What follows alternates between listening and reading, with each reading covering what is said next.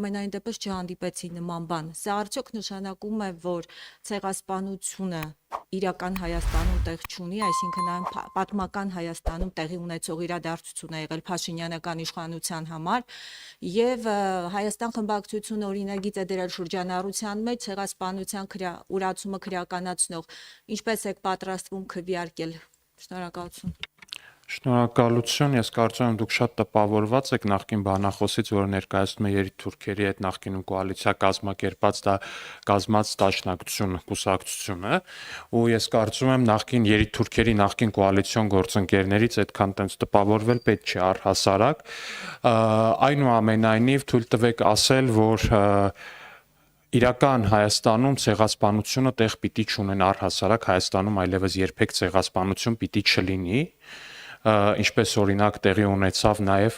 23 թվականին Լեռնային Ղարաբաղում, որ մեր գործընկերները պնդում են, այսինքն էլի դաշնակցություն եկավ իշխանության ու էլի հերթական անգամ տեղի ունեցավ մեծ հաշվով էթնիկ զտում հայերի նկատմամբ ու նմանատիպ բաներ իրական Հայաստանում այլևս երբեք պիտի չլինեն։ Իսկ ինչ վերաբերվում է ցեղասպանության հիշատակին, ցեղասպանության հիշատակը մեր բոլորի սրտերում է, ի տարբերություն օրինակ Սերժ Սարգսյանի կառավարման, որը Ջո Բայդենից նախագահ խնդրել է փոխնախագահ այդ ժամանակվա, խնդրել էր շատ չթեժացնել ցեղասպանության ճանաչման հարցը, եւ նա փոխնախագահ Ջո Բայդենը դրա մասին պատմել էր հայ համայնքին, ի տարբերություն օրինակ Ռոբերտ Քոչարյանի, որը Wikileaks-ի գաղտնազերծված փաստաթղթերում էլի ԱՄՆ նախագահներին տեղեկացրել էր, որ ինքը պատրաստ է, եթե Թուրքիայի հետ սահմանը բացվի, նախագահ Քոչարյանը պատրաստ է գնալ ԱՄՆ սենատում սենատորներին խնդրել, որպեսզի նրանք չճանաչեն հայոց ցեղասպանությունը, այսինքն մեծ հաշվով ցեղասպանության ուրացման քաղաքականություն վարած երկու քաղաքական ուժերը, Դաշնակցությունը ու Հանրապետականը, այսպես կարողացել են փոքրի շատ է ներազդել նաև ձեր վրա, որ դուք նմանատիպ հարց եք տալիս։ Մենք երբևիցե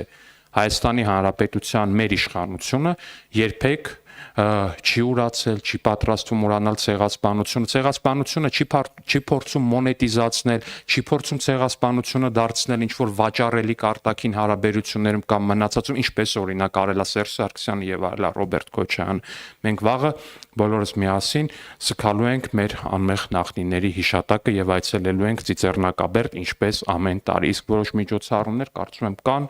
չեմ կարող կոնկրետ ինչ-որ բաներ ասել, բայց այդ չգիտեմ ինչի մասին եք էլի մեծ հաշվով հարցնում։ Նախ խնդրեի գնահատական չտայիք իմ հարցերին, թե ես տպավորված եմ, թե ոչ, ես ընդհանրապես հարց եմ ուղում, ես բացարձակ տպավորված չեմ։ Իմ հարցը ուրիշ բանի մասին է։ Շատ հաճելի է, որ դուք էլ տպավորված չեք երիտթուրքերի նախկին կոալիցիոն գործընկեր դաշնակցականներից, շատ ողջունում եմ ձեր չտպավորված լինել։ Ես իմ հարցը ուրիշ բանի մասին էր, իմ հարցը նրա մասին էր, թե արդյոք 1915 թվականին Օսմանյան կայսրությունում 1.5 միլիոն հայերի նկատմամբ իրականացված ցեղասպանությունը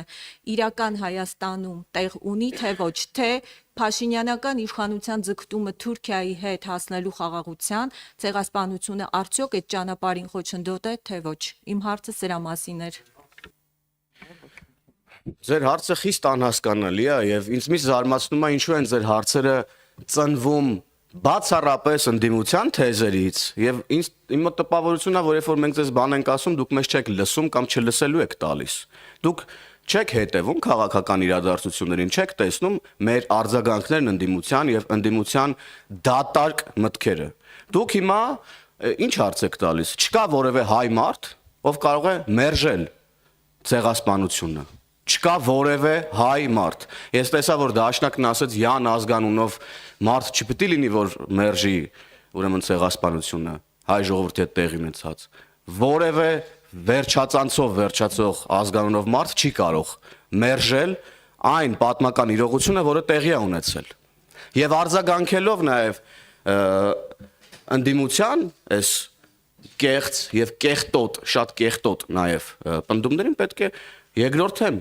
գործընկերոջս բոլոր ասած փաստերը դրան հավելեմ։ Ձեր կողմից հիշատակված մարդիկ, որոնք փորձում են մեղադրանքներ ուղղել ուրեմն ժողովրդի կողմից ընտրված իշխանությանը հարգելիս, ոչ թե Փաշինյանական իշխանությանը, այլ ժողովրդի կողմից ընտրված իշխանությանը։ Դուք լրագրող եք եւ խնդրում եմ ձեզ առանձնահատուկ մեկնաբանություններ մի դրեք ձեր հարցերի մեջ։ Ինչպես կարա լրագրողը նստի եւ ասի Փաշինյանական իշխանություն։ Դուք լրագրող եք թե ընդդիմադիր գործիչ։ Ես դա եմ ուզում հասկանալ։ ասեք Հայաստանի Հանրապետության իշխանությունը, Հայաստանի Հանրապետության վարչապետ, Հայաստանի Հանրապետության ազգային ժողովի падգամավոր, որոնք բարձրաստիճան պաշտոններ են եւ դուք պետք է հարգալից վերաբերեք այդ պաշտոնյաների նկատմամբ եւ Հայաստանի Հանրապետության ժողովրդի կողմից ընտրված իշխանության նկատմամբ։ Եվ ես ավելացնեմ նաեւ ուրեմն ձեր կողմից անընդհատ հղում արվող այդ ուժերին, թե ովքեր են իրենք։ Նրանք այն ուժերն են, նախ Օսման դաշնակներն են, ինչպես գործընկերը շատ ճիշտ հիշատակեց, 1915 թվականի ցեղասպանությունից հետո դաշնակները ուրեմն ներողություն, ցեղասպանությունից առաջ դաշնակները ուրեմն երիտթուրքերի հետ համագործակցում են ու իրենց անունը այդ ժամանակաշրջանում արդեն հայտի էր որպես Օսման դաշնակներ։ Հիմա դուք այդ մարդկանց ուրեմն մեղադրանքներն եք փորձում մեզ ուղղել են մարդկանց, ովքեր որ Թուրքիայի նախագահի այցելության ժամանակ Ծիծեռնակաբերդի լույսերն էին անջատել։ Արարատի նկարն էին հանել ուրեմն ազգային Հայաստանի ազգային հավաքականի մարզաշապիկի վրայից։ Ու դուք գալիս եք այստեղ մի իշխանության ու մորոք ուրեմն Ամերիկայի Միացյալ Նահանգները ցեղասպանությունն է ճանաչում, Ջո Բայդենը ցեղասպանություն, բառն արտաբերում, ու դուք գալիս եք մեզ փորձում եք ուղղել ընդդիմության մեղադրանքներն առայն, որ մենք փորձում ենք ինչ որ մի կերպ ցեղասպանությունը սակարկման առարկա դարձնել։ Դուք Հայ2 հեռուստաընկերությունն եք, չէ՞ ներկայացնում Ռոբերտ Քոչյանին պատկանող։ Դե էլի Ռոբերտ Քոչյանի Մայրապետյանին, լավ, սենց ասեմ։ Իրան պատկանող հերոստանգերությունում եք աշխատում։ Լավ կլինի գնաք ձեր հերոստանգերության ղեկավարությանը հարցնեք ինչու էին ուրեմն Թուրքիայի հետ հարաբերությունների կարգավորման ֆոնին փորձում նաև սեղանին դնել ցեղասպանության հարցը, որը անհերքելի փաստ է։ Մենք չենք ենթադրում ինչպես ընդդիմությունը, չենք փորձում հորինել ինչպես ընդդիմությունը։ Մենք փաստեր ենք արձանագրում։ Եվ ես կոչ եմ անում լրատվամիջոցներին առհասարակ ուրեմն մոտիկ չգալ ցեղասպանության թեմային եւ դա փորձել օգտագործել որպես քաղաքական դիվիդենտներ հավաքելու գործիք։ Նույնը նաեւ կոչ եմ անում ընդդիմությանը։ Մեր արձագանքը շատ խիստ է լինելու այս թեմային, որովհետև ցեղասպանության թեման այնիշ տեղի ունեցել են ողբերգությունը, որը տեղի ունեցել հայ ժողովրդի հետ, քննարկման ենթակա չի այլևս, սակարկման ենթակա չի որևէ կերպ։ Շնորհակալ եմ։ Բայց վերադառնալով ձեր հարցին, ինչքանով տեղ ունի ցեղասպանությունը իրական Հայաստանում, առհասարակ ցեղասպանություններ իրական Հայաստանում այլևս չեն լինելու, բայց ինչ տեղ ունի 15 թվականին տեղի ունեցած ցեղասպանությունը Հայաստանում, դե այնքանով տեղ ունի, որ ցեղասպանությունը կազմակերպած քաղաքական ուժին երիտթուրքերին ինչ որ առումով նաև իշխանության բերած դաշնակցությունը քիչ առաջ ձեզ այստեղ ճեպազրույց էր տալիս։ Շողիկ Գալստյան, խնդրեմ։ Հարցից կարող եք ցանկացածել պատասխանել, ես ուզում եմ սահմանի իրավիճակից հարցնել տևական ժամանակ է կրակոցներ են հնչում սահմանին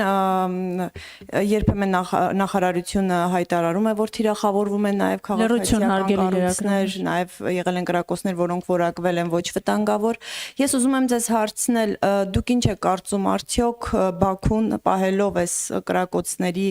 այս ստաբիլությունը, այսինքն չեն դադարում դրանք, օդ կլինեն թե թիրախավորված, դուք ավելի լավ կիմանաք, արդյոք Բաքուն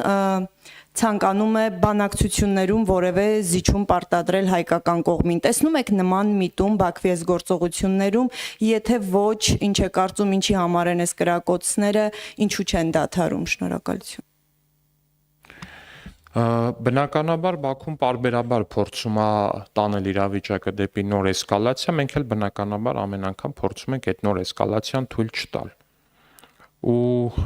պիտի ասեմ, որ մենք հասկանում ենք, որ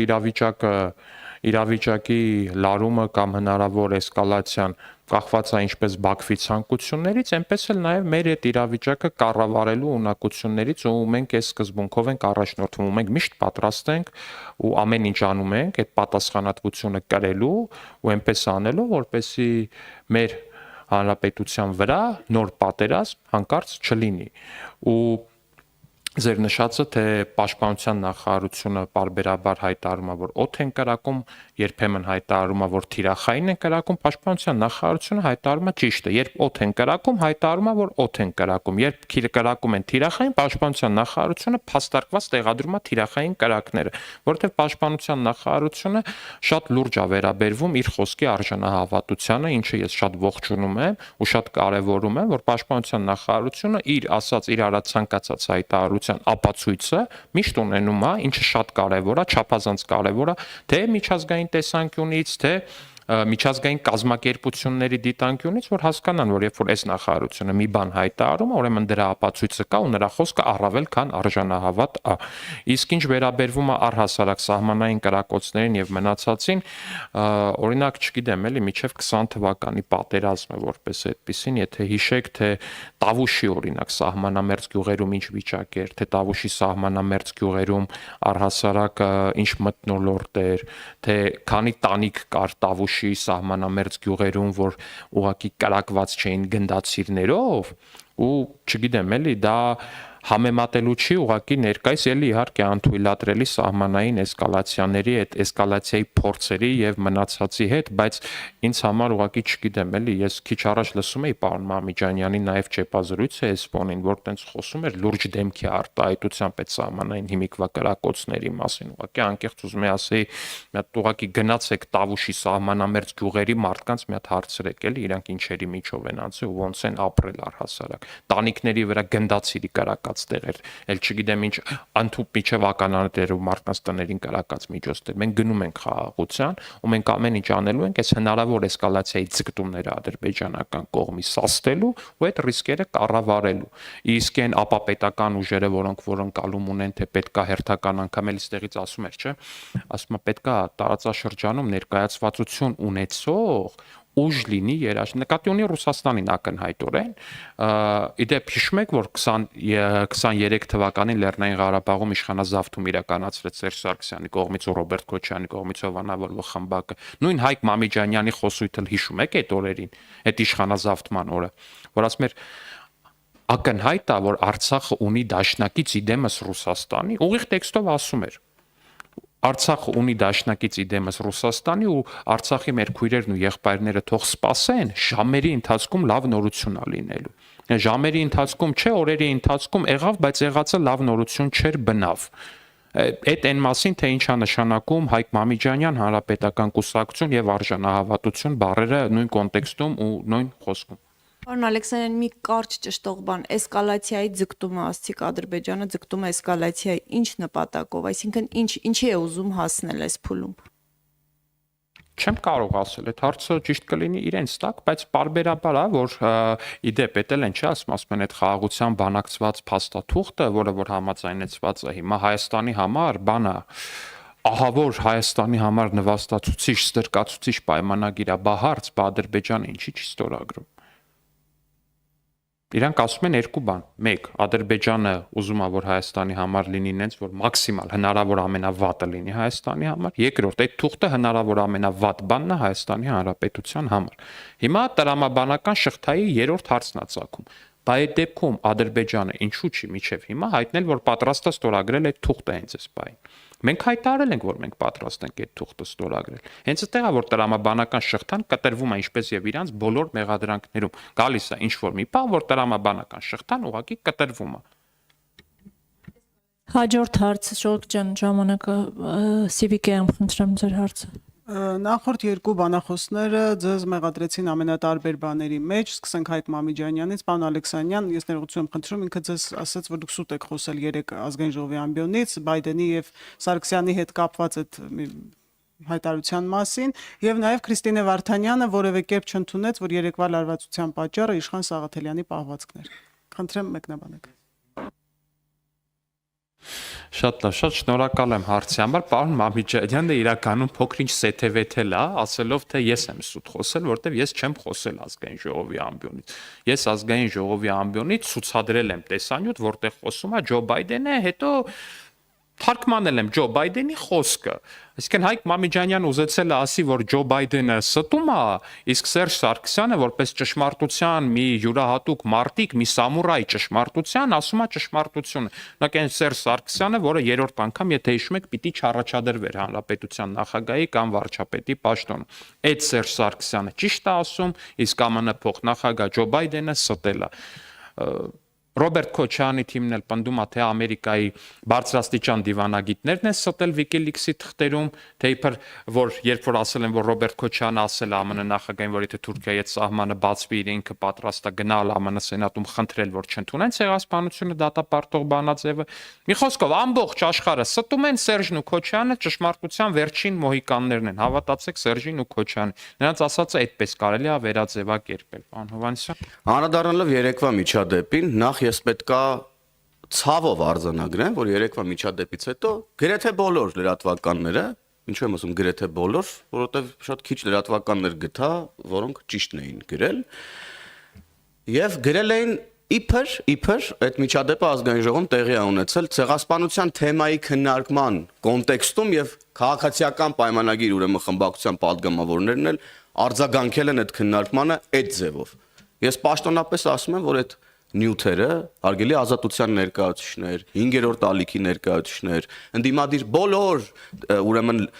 ուժերի ներկայացնող լրատվամիջոցներ, ցավում են, որ ազատությունն էլ է միացել այդ ուրեմն արշավին։ Այդ ամենը սուտ է։ Երեկվա ազգային ժողովում տեղի ունեցած միջադեպը տեղի է ունեցել Արագավազ դաշնակ Իշխան Սաղաթելյանի խուլիգանական լկտի պահվածքի հետևանքով, ինչին մենք արձագանքել ենք։ Հետո այդ իհարկե այդ ընթացքում Իշխան Սաղաթելյանը էլի տեսանք, որ փախավ ինչ-որ միտեղ չգտանք, որ հենց իրան արձագանքեինք, եւ տեղի ունեցավ այն ինչ-որ տեղի ունեցավ։ Ցավում ենք, որ նման իրավիճակներ են ազգային ժողովում տեղի ունենում, բայց ուրեմն ցավոք ազգային ժողովում ներկայացված են Օսման դաշնակների ուրեմն հետնորդները փաստորեն եւ անընդհատ փորձում են սադրել, ինչի արդյունքում այո էմոցիաները երբեմն տեղի են տալիս, էմոցիաների համար մեր քաղաքացիներից սիրելի ներողություն ենք խնդրում, բայց եւս մեկ անգամ կրկնում եմ, որ դրան այդ միջադեպը ուղղորդող լրատվական այս հոսքերը ամբողջությամբ կեղծ ձևով էին ներկայացնում իրողությունները փորձելով ուրեմն օգնել ընդդիմության կեղծ եւ կեղտոտ թեզերին։ Շնորհակալ եմ։ Վերջին հարցը շատ կարճ տիկին Մարիետա։ Շատ կար։ Բայց մյուս ընկերներն է հարց ունեն, թող տան էլ Ուղղակի ինչ։ ժամանակը կապ չունի յուրաքանչյուր խմբակցության 20 րոպե է Դուք ազգային ժողովի լայվը անջատեք, թող իրանք իրանց բանով հարցերը տան, իրանց կամերա։ Պարոն Այկը,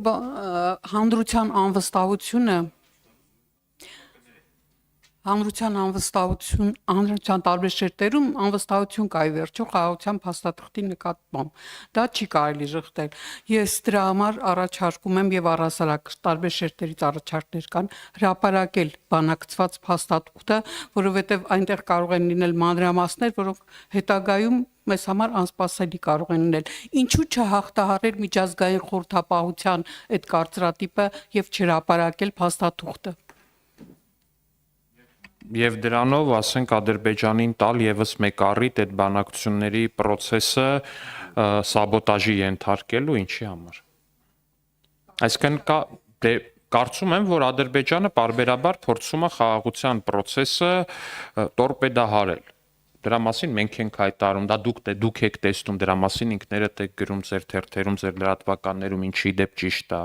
Հիմա դուք ասում եք, կա միջազգային, այսպես դիվանագիտական ընդհանուր էթիկայի եւ մնացած նորմ, որ երկկողմանի բանակցվող փաստաթուղթը կարելի է հրապարակել, երբ որ երկու կողմն էլ համաձայն են։ Ու երբ որ կողմերից մեկը առանց մյուսի հետ համաձայնեցնելու դա հրապարակում է,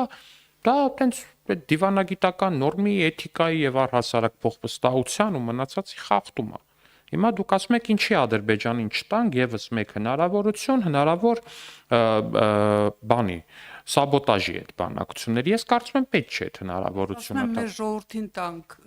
հնարավորություն հավատալու խաղաղության փաստաթղթին։ Մեր ժողովրդին մենք միանշանակ այդ հնարավորությունը կտանք, բայց ես վստահ եմ, որ մեր ժողովուրդը հիմա երբ որ իմ պատասխանը լսի կհասկանա, թե ես ինչի մասին եմ խոսում։ Մենք մեր գործողություններում փորձում ենք լինել մաքսիմալ լեգիտիմ, մենք փորձում ենք մեր բոլոր գործողությունները կազմենք ամեն մի քայլը անենք այնպես, որպեսզի այն